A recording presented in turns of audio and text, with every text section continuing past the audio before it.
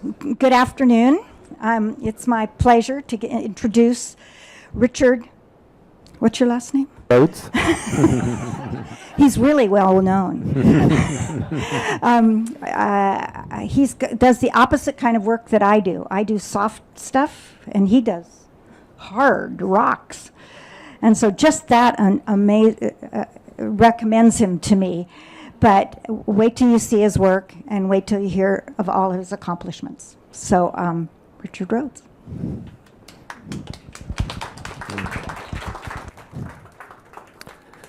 Well, thank you. I appreciate all of you coming down today to learn something about my world, which is stone expression, right? So I'm an artist, professional artist, and I'm also a scholar of stonework.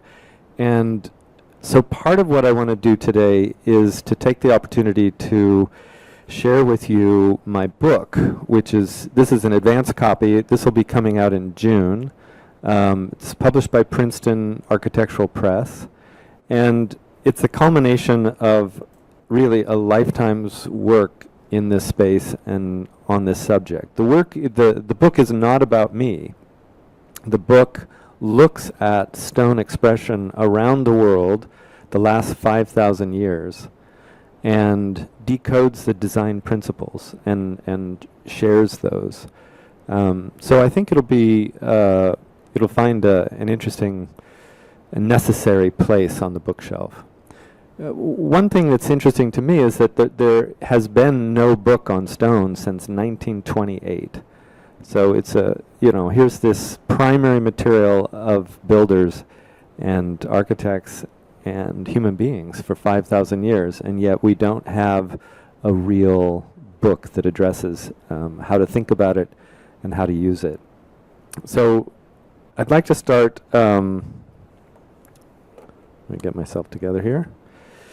So we're going to talk about stone expression, and I'm going to start by reading some chapters, or not chapters. I'm going to read some paragraphs out of the book that sort of describe how we think about stone and how that expression comes to be in our world.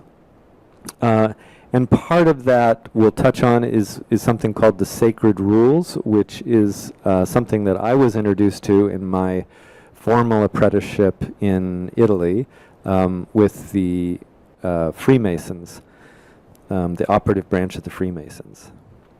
And then I'm going to show just a few pieces of some of my sculpture. I did a presentation here in 2011 that was really a big overview of my career. But I thought today I would focus more on the book and how we think about it, and then maybe show you some examples of how that shows up in my work at the end. So before I start, I thought I'd share this beautiful quote that Evan Osnos, who's a senior staff writer at The New Yorker, he wrote, and it's on the back of the book. What Michael Pollan did for food, Richard Rhodes has achieved brilliantly for the world of stone. A vivid, thrilling journey through a world where nature meets intelligence.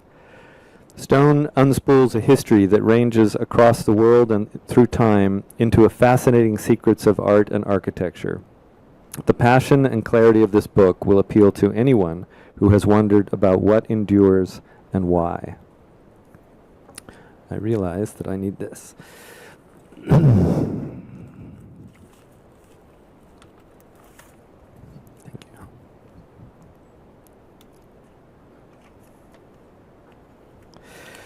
So all the photos I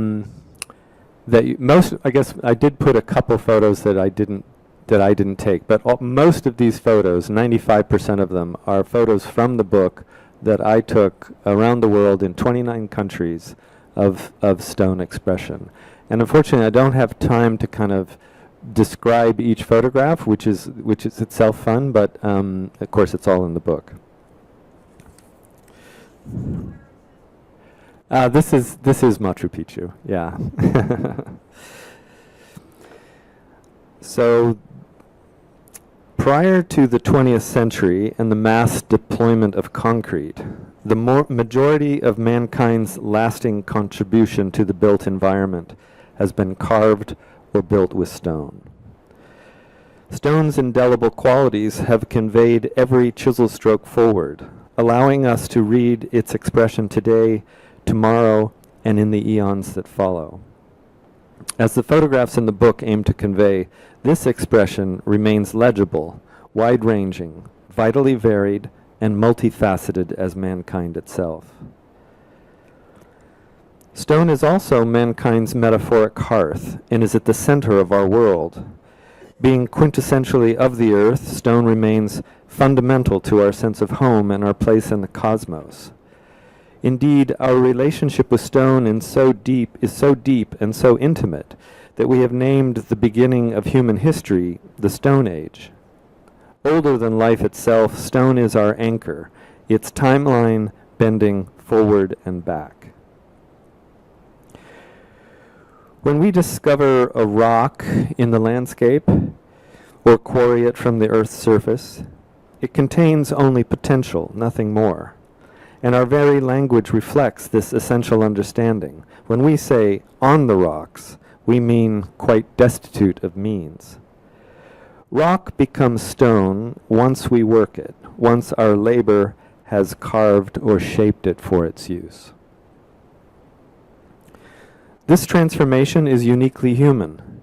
Man the toolmaker, knapping flint weapons and shaping stones for specific use and unique purpose. To this day, our Stone Age impulse remains and drives our connection to the material. Through the hand of man, stone's visual range becomes infinitely more varied and more expressive. Stone's hard but pliant surface captures our attention, holds it, and carries it firmly to the future. Wrought stone represents a summation of sorts, a human effort of evolved tooling, spatial cognition, and practiced handicraft. It's a great intensity, enlined with determined purpose and plan, working towards a single objective. Stone captures this intensity of effort like no other material, preserving and communicating a touch of the soul of the artisan who crafted it. Stone's final aesthetic drives from both the act of crafting and the craftsman driving the tools. A particular kinship exists between humans and stone. Stone speaks to that ancient part of us that once used it to fashion shelter and protect families.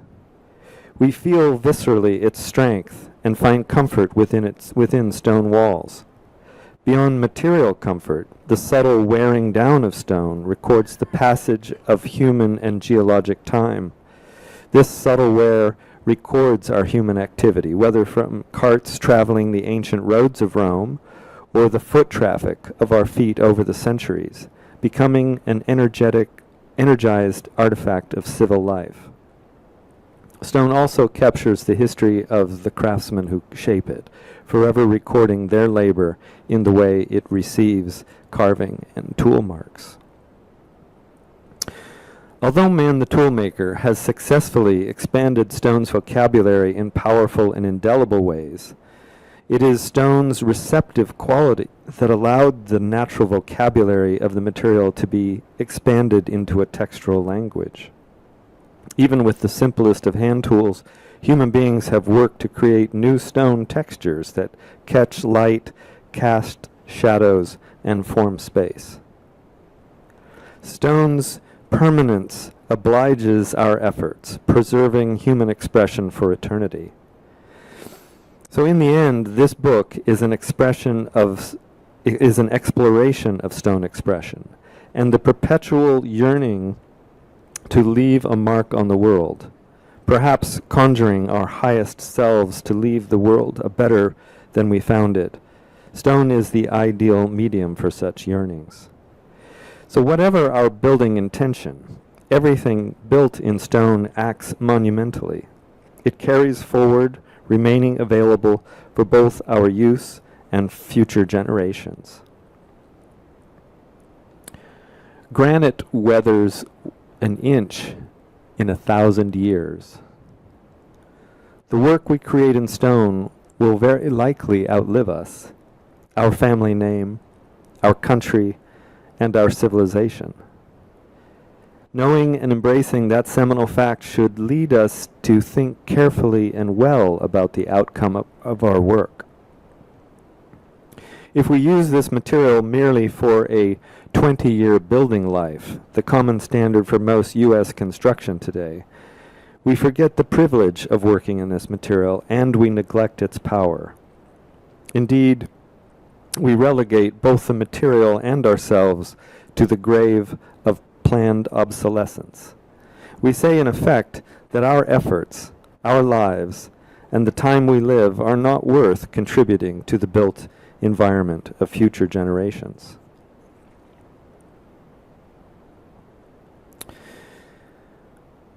My own introduction to stone was not glamorous.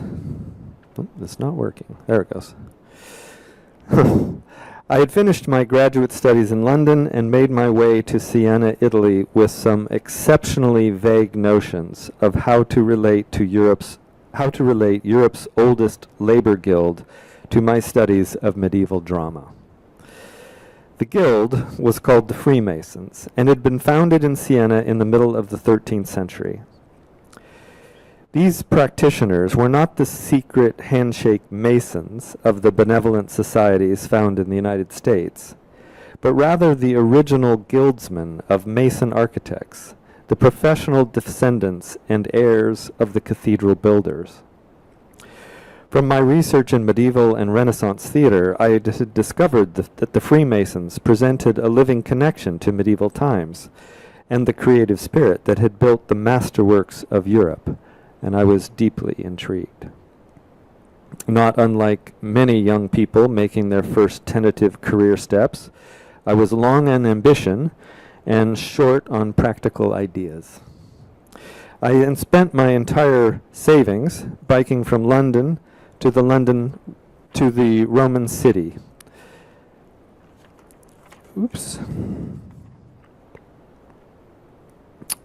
The Roman city of Siena. I didn't speak Italian, didn't have an introduction, and didn't know anyone in the entire country. What possibly could go wrong? Of course, nearly everything did. But through a series of inexplicably synchronistic events, I was soon climbing the worn stairs near Siena's marble Duomo into a vaulted space that formed the guild's medieval lodge.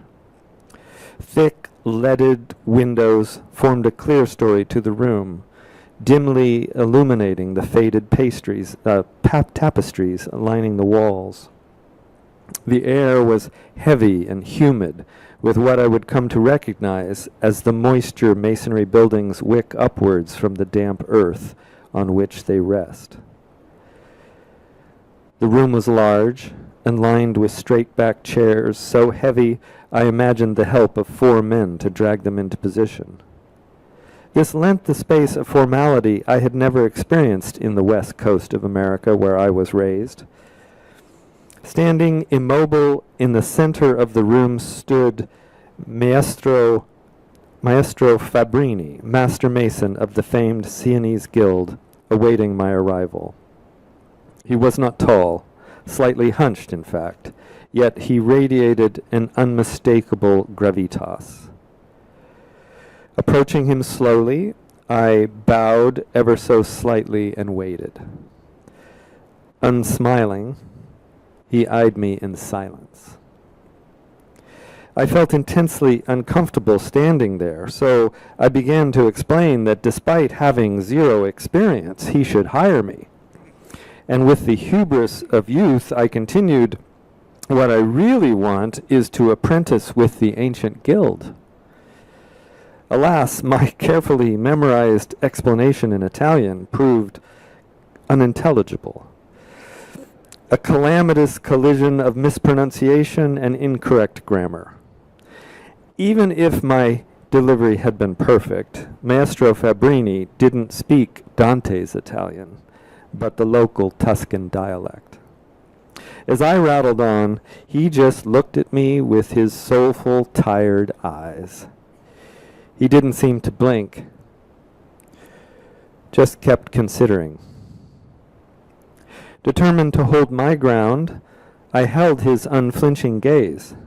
This wasn't an act of defiance, but since time seemed to stop entirely in that long frozen moment, blinking just never occurred to me. Looking back, many things had never occurred to me. I hadn't really considered a plan B. This was my shot. Finally, after it felt that winter and summer had come and gone, he said slowly, "Domani alle sette." Tomorrow at 7. Turned and left. Well, that was hard, I thought, as I made my way back to the street. I had no idea.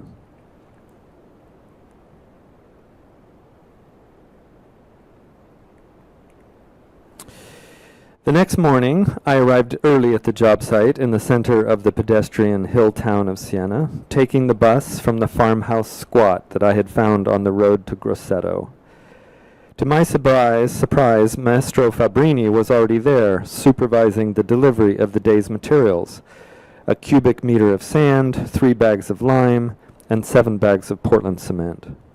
This was in the early 1980s, when a bag of Portland cement still weighed 50 kilos, or 110 pounds.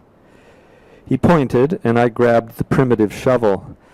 I couldn't help but smile as I noticed that the shovel's rough handle was made from a tree bough pinned primitively to the forged metal blade.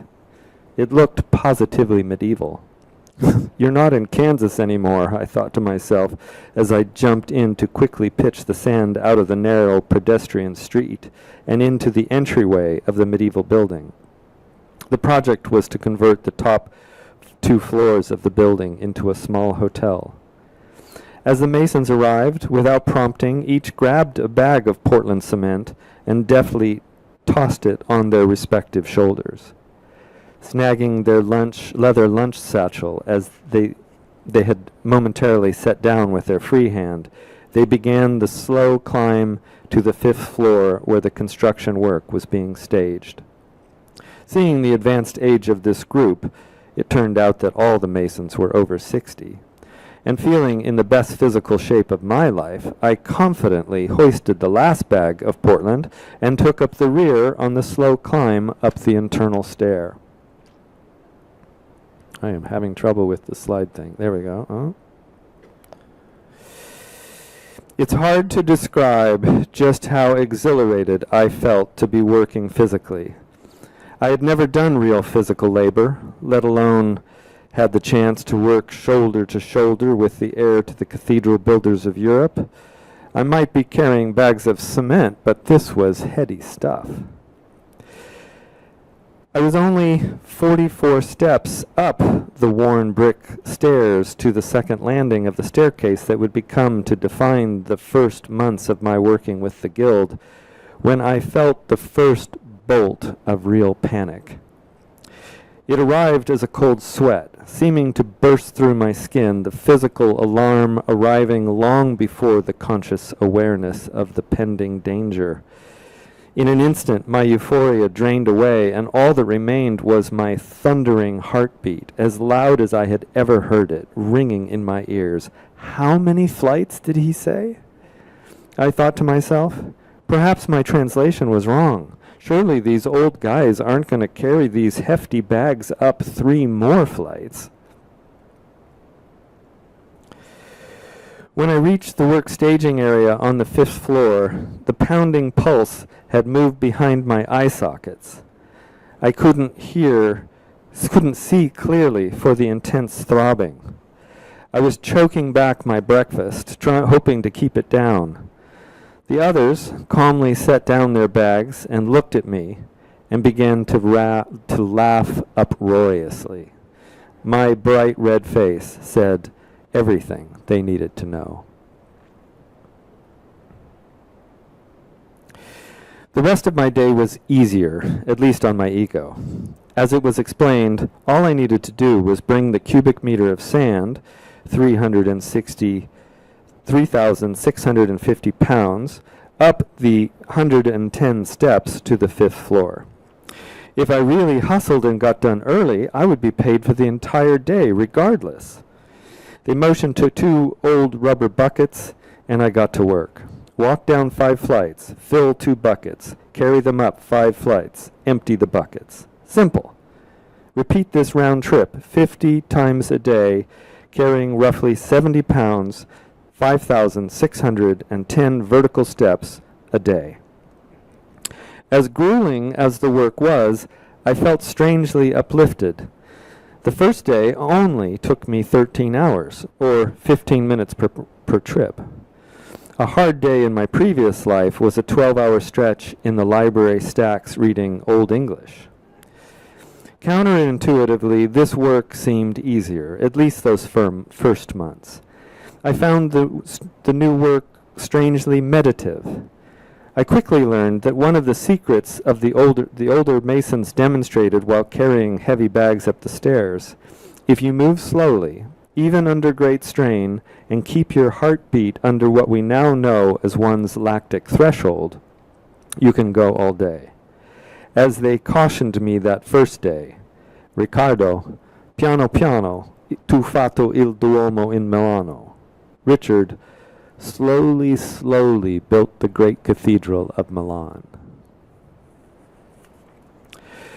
As it turned out, this trial, or la prova, as it's known in the guild, stretched out 4 months. Luckily, I used the time productively, grabbing snippets of local Tuscan dialect with each emptying of the buckets, working to decode the new words on my way down the stairs. But physically, the work was brutal and hard on my body. I lost a lot of weight. I found out many months later that the severity of la prova was to encourage me to leave. Always better to know what someone is made of up front, as they would say. The guild had lost generations of masons to the United States. I was the first to come the other direction and appear at their door, and it was all deeply suspicious.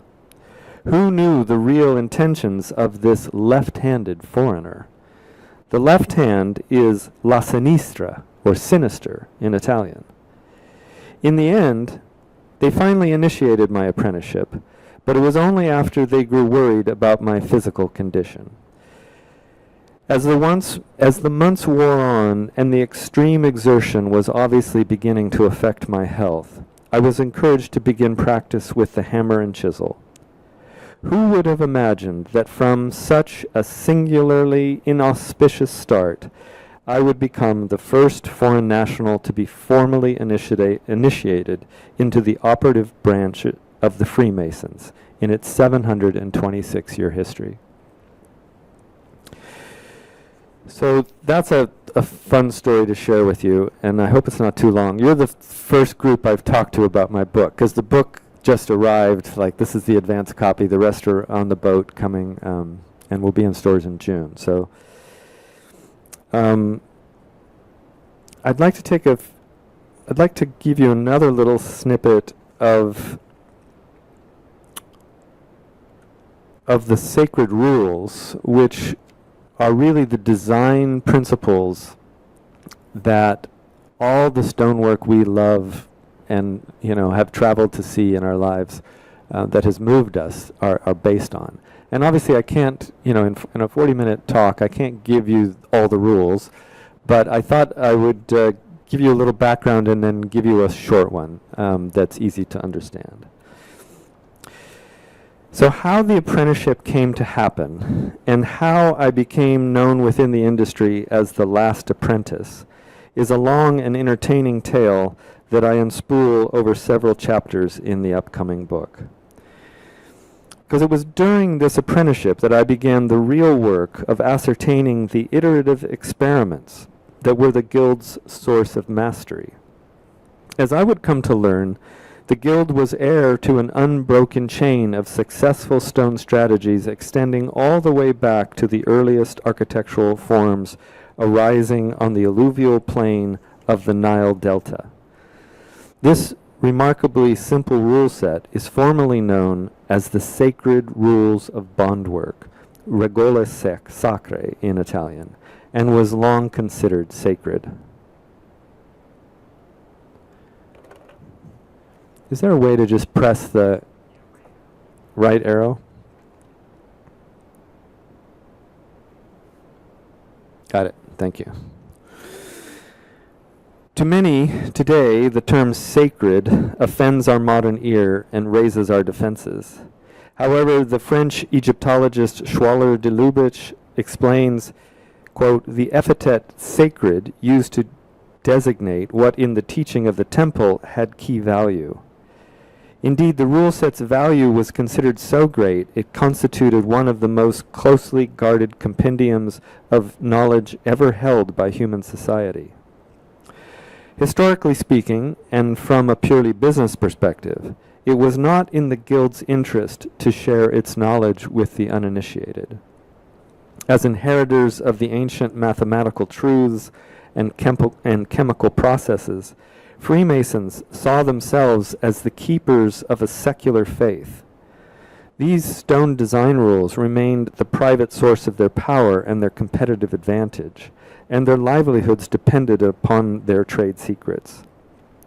The rules of bondwork have never been fully set down, let alone explained and illustrated, and it arises in me, in the last decades of my career, as a supernatural duty to share this ancient knowledge before it is lost forever. In quantity, the amount of knowledge the rules contained was small, and thus controlled with relative ease. But as a basis of political and economic power, its material importance was frequently large and decisive. Consider, if my walls and fortifications are constructed stronger than those of the next tribe or kingdom, then my survival is more assured. If my bridges are more robust and able to span greater distances, then my ability to trade with my neighbors is enhanced, and my economy more likely to flourish. We know for certain that Roman engineering, with its construction techniques undergirding a vast network of roads and bridges, contributed mightily to the success of that vast civilization. In a purely Darwinian political model, every infrastructural success increases the likelihood of a kingdom's survival and expansion.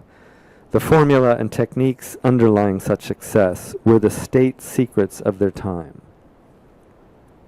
Again, we know for certain that in Egypt, more than a millennia before the Romans, the earliest masonry secrets were gathered and guarded.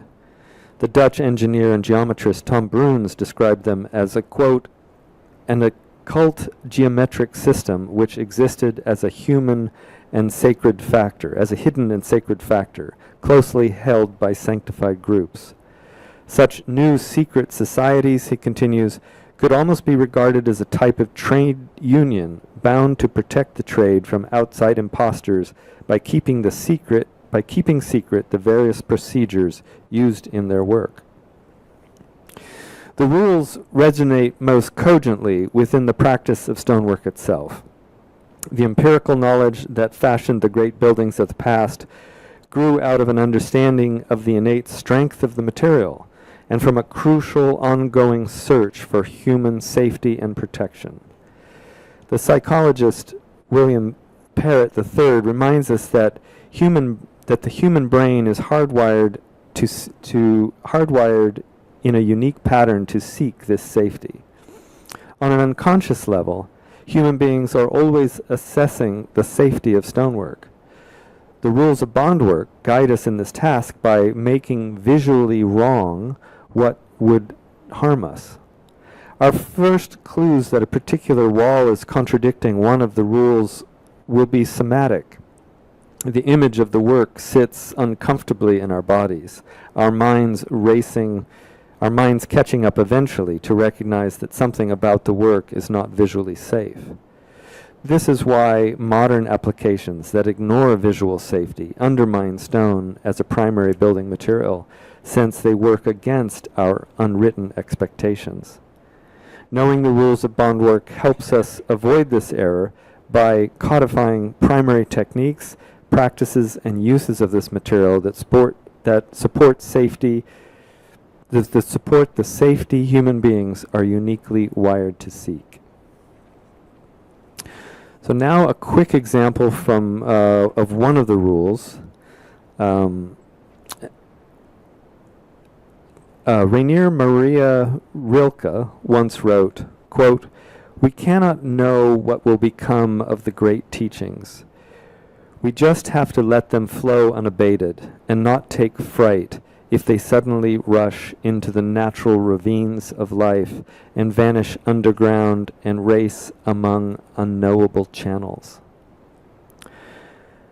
At least part of the unknowable channels Rilke cites are often found in the rock of the earth, similarly referenced by the infamous General Meng Tian, master builder of long sections of the Great Wall of China. When finally held to account for his brutality and the incomprehensible number of lives he sacrificed during construction, he chose suicide over execution, confessing that he had, quote, "offended the cosmos itself by cutting through the veins of the earth, tampering with natural forces best left undisturbed." Within my guild in Siena, the mystery of the lines of the earth and channels sparked much discussion, since they informed the places where one might build, and others where one dared not. Such discourse springs from the sacred rule, "Build on a good foundation," a concept so deeply ingrained in modern construction that we hardly pause to consider it at all. Indeed, modern geologic science has removed much of this guesswork from our placement of architecture, or so it seems, until structures fail or shift catastrophically. Investigation may reveal shifting microconditions, a type of vein of the earth we somewhat tardily come to understand. Sometimes the fault can be assigned to a foundational failure. Since the foundational support of a building is often hidden, a builder's fraud of shorting the specified materials often goes undetected until catastrophe strikes. Working in Sichuan, China in 2008, employees from my stone company witnessed the aftermath of a massive 7.9 magnitude earthquake, which toppled 20-story apartment buildings in their entirety as if they were small blocks of firewood standing on end, ready to be split. Reviewing their first-hand photographs moved all of us to deep distress. Investigation would prove that these buildings, constructed in rural townships outside the purview of city building inspectors, often lacked basic footings. Concrete footings had undersized rebar or no steel reinforcement. The concrete itself was weak, shorted of Portland cement by unscrupulous builders and developers. Modern science has confirmed building foundations can only be explicitly counted on when connected to the living rock below. Bedrock is rock that remains connected deep in the earth, with groundwater continuing to migrate through its mass. True bedrock can carry approximately 1,000 tons per square meter in load, a fact intuitively understood by the builders since time immemorial. As the gospel parables say, "And the rain descended, and the floods came, and the winds blew, and beat upon the house, and it fell not, for it was founded upon a rock." William Bryant Logan reminds us that it is perilous to forget that buildings don't simply sit on the ground with the weightlessness of pen lines on paper. They rest on the very surface of the earth. So that's the section on the book. And now I'll show you a little bit of my practice, of my sculpture practice. So I thought I'd start with a piece that that many of you may have seen. This is the centerpiece of the Tacoma Art Museum. and it's a 2,000 square foot stone wave that was created from 500-year-old granite pavers that I recycled from a 500-year-old road in China that was being demolished for modern construction. So the wave form sits in the center of the museum. It's surrounded by mirrored glass. You can't actually go into it. I'm standing on it in this photograph to give you scale. But it's sort of that old barber's trick where you first approach it and you see it as kind of a wave form. And then as you go into the various galleries, so the galleries are a little bit like the Guggenheim, where the galleries come off of this center courtyard. So you go through a series of galleries, and you end up eventually one story up on the second floor, where you come back and you see the wave again. But now the wave, because your perspective has changed metaphorically through your experience with art, by going through those galleries, your vision has transformed, and the wave, what you see is that the wave has become an ocean, because the wave is refracted in the mirrored glass around the courtyard. And instead of one wave, now you see an ocean.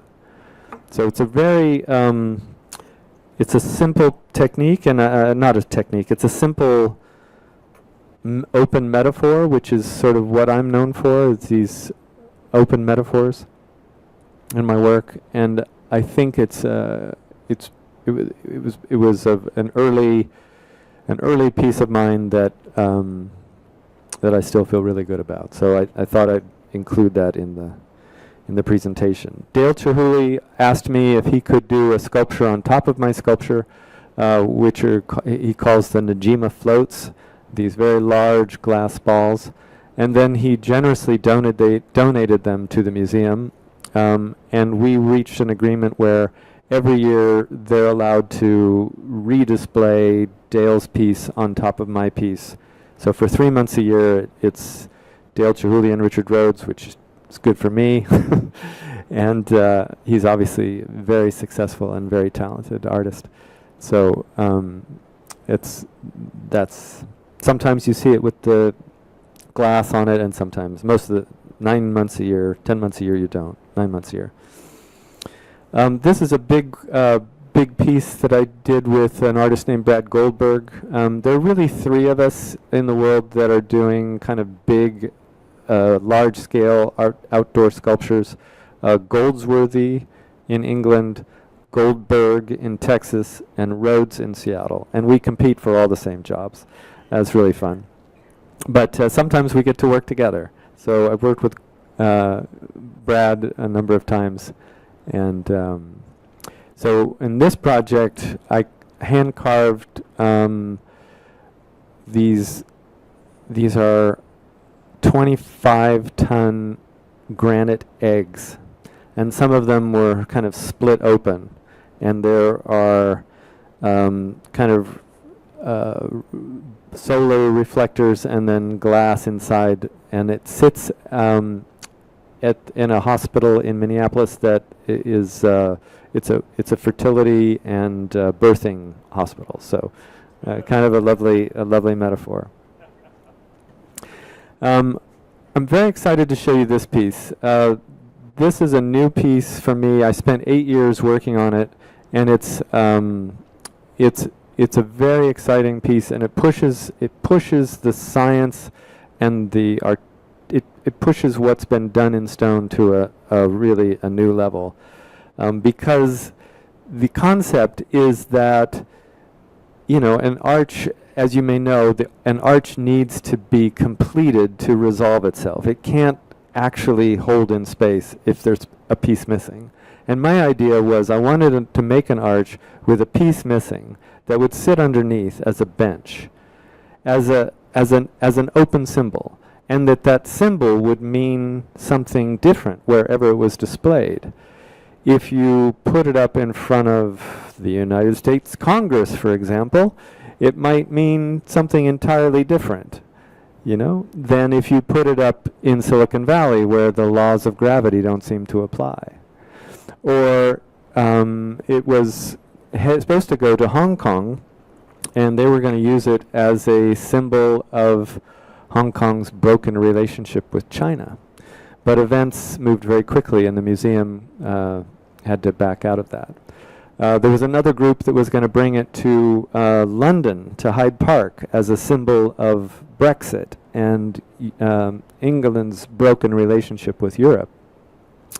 The latest exciting development is that there's a group of Democrats who have put it on hold, put an option on it, and offered it to the Obama Library as a symbol of the work yet to be done.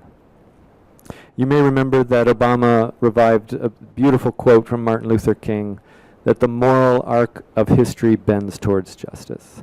So the notion is that we would cast that quote in bronze at the base of the sculpture, and that it would be somewhere on the grounds outside the new library in Jackson Park. So I'm going to just show you a couple pictures of how that went together. To do it, this is my studio in China where I do my big work.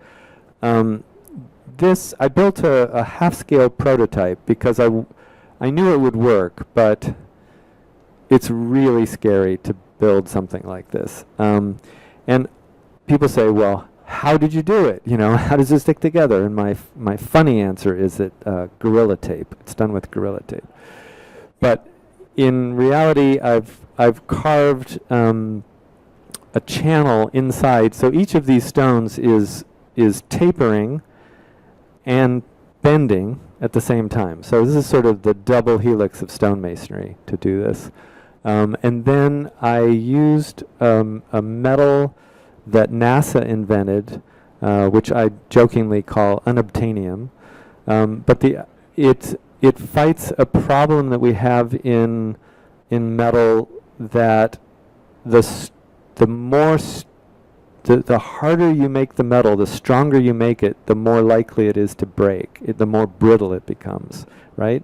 So NASA has a metal, and I'm the first artist to use this in a piece that actually bends and becomes elastic. It's a titanium alloy. And so there's 250,000 pounds of stress and force out at this unresolved cantilever. And that metal is threaded inside those stones and then connected into the footing to hold it, to create this open symbol. So again, this is the half-scale prototype, right? Which went to a private collection in Santa Fe.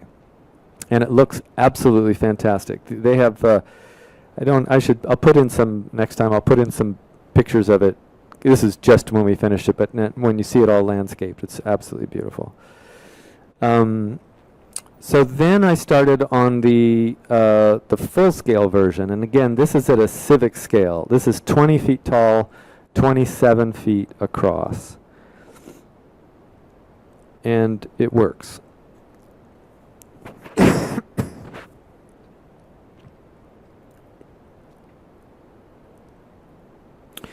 So I was asked to display this at the Burning Man Festival, which many people have heard of, but it's, yes, a lot of crazy things happen there, but actually it's an outdoor sculpture festival. There's 350 works of art that are distributed and exhibited on the playa, and the part that you've heard about happens around this artwork.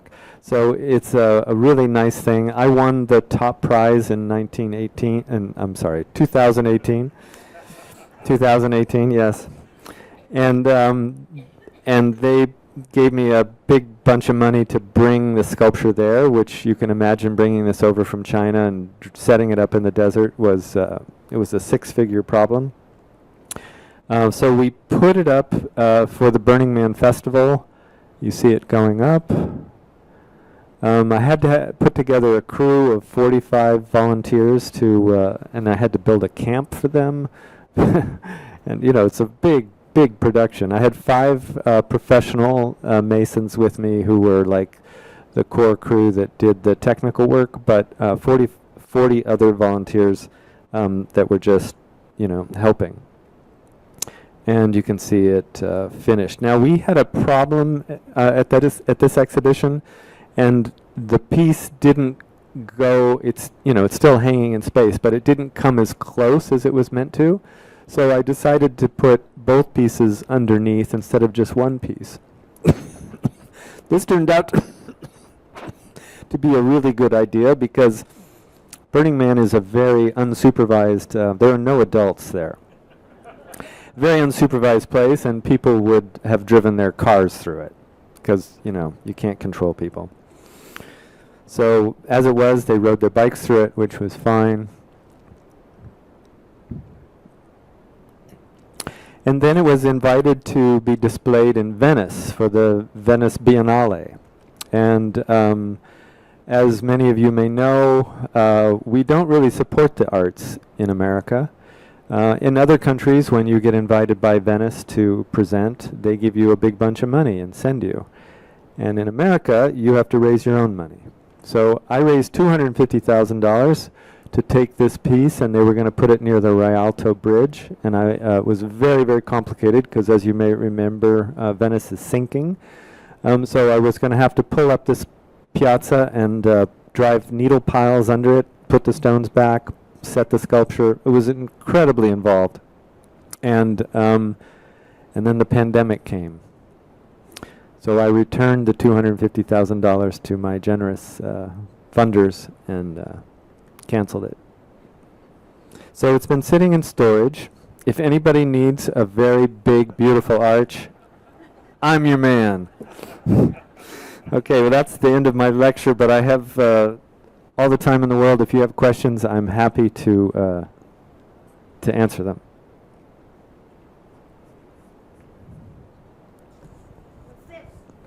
Oh, this is a single piece of stone. I call it a sentinel. It's designed to stand witness in the landscape. And my concept was that it would be placed as a destination in the landscape, maybe not even described, so that you're hiking along and then you discover it, and there's this witness. So the first two of these that I did were purchased by brothers, and it's a lovely story. So this one sits on one of their properties on Guaymas Island, and it faces Hawaii. And the other one sits in a lava field in Hawaii and faces Guaymas Island. So the brothers are always connected. Is that why we make art? Like, that's the point. That's it, right there. Those guys, they get the prize. Yes? Could you, in a few words, give a clue as to what occurred between the time when the young apprentice was learning from the masters in Siena to the moment when he was doing the impossible with gravity and structure, as demonstrated in this last piece? There seems to be quite a leap between the two. Yeah, there's about a 40-year leap there. Life happens. But when I look back, I think that that apprenticeship was so core to who I am and who I've become, because it gave me they took it very, very seriously. We really have lost something in the United States when we don't take that kind of apprenticeship as seriously, because when you feel the richness of a tradition, and they hand you that knowledge slowly, painfully, you have to earn it. But when they do that, it comes with a deep responsibility, and then you try to unlock your own gifts and your own heart to put that work in the world, and hopefully you get recognized and people, commission you to do things, and your work lives on. But it's, I think that's as best probably as I can answer it. I hope that helps. Yeah. Do you have any apprentices? It's a sad thing. I don't. And why not? And And part of it is, well, part of the impetus of writing the book was that, you know, it's a tricky thing, but we don't value craftsmen in our culture. And you feel it. I have felt it my whole life. You know, I show up to install a sculpture. I'm like below the gardener. The gardener who rakes your leaves is more valuable than the artist. And it's a strange, weird thing. It's a vibe that we get. And you know, I kind of get it. My truck is old, my tools are heavy, I'm dusty, I'm dirty, but I'm out there doing the work. And teaching anyone? I have taught. I had one guy I had high hopes for. I taught him for 10 years. And, you know, in the end, unless, you know, to make your living as an artist, I've been very, very lucky. He really wasn't going to make his living as an artist, so he's become a project manager for a construction company, which is in itself valuable, but all that training kind of didn't go because he wasn't able to make a living, ultimately. Yeah.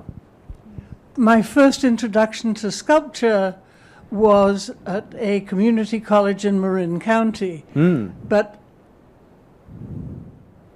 that's a place to encourage teachers. It's true. But a very interesting question. Many artists survive because, you know, I mean, I have a master's, I could teach, but if you're teaching, you're not working. So, you know, so the critical thing, like, if you can get to the point where you have enough work and you're making a living and paying tuition for your children and, you know, doing the things that we all hope to do in our lives, right?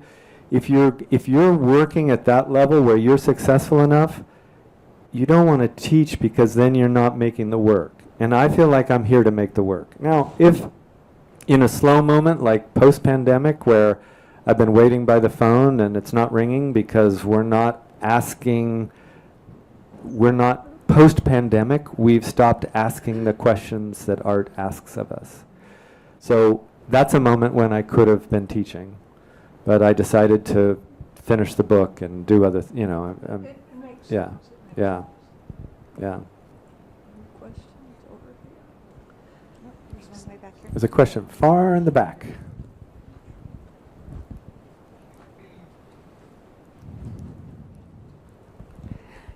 You are such a blend of the wonder of philosophy and the soul of artistry and the skill of mathematics, and especially the mathematics is the groundwork that had to come to be able to create that arch as well as other things. That's right. Was that an early love or a side issue? You know, I appreciate you acknowledging that, and I think that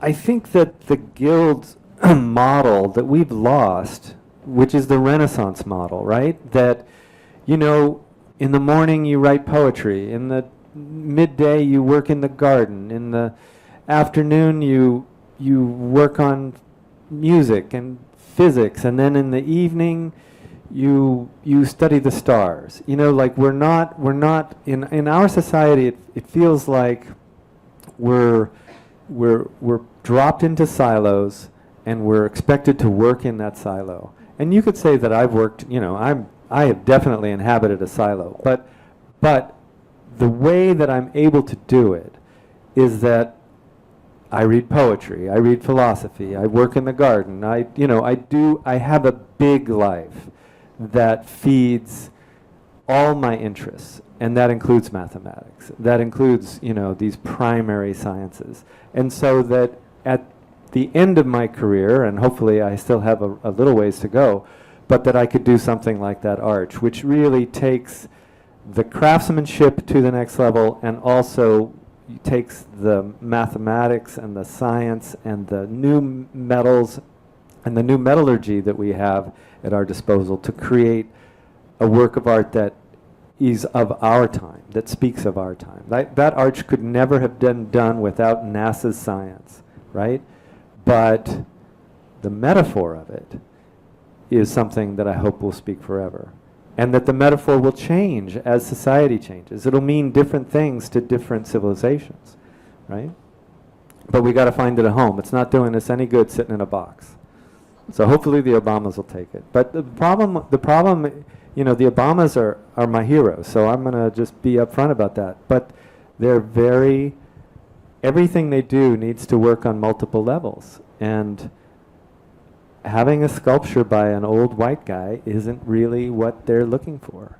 You know, that's the truth. And I get it. But dang, it's the right sculpture. So.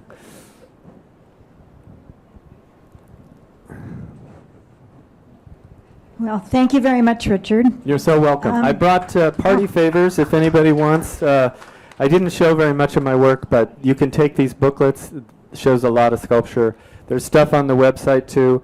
There's also a TED Talk. If you're interested, you scan the little code on the back. It'll take you to the TED Talk.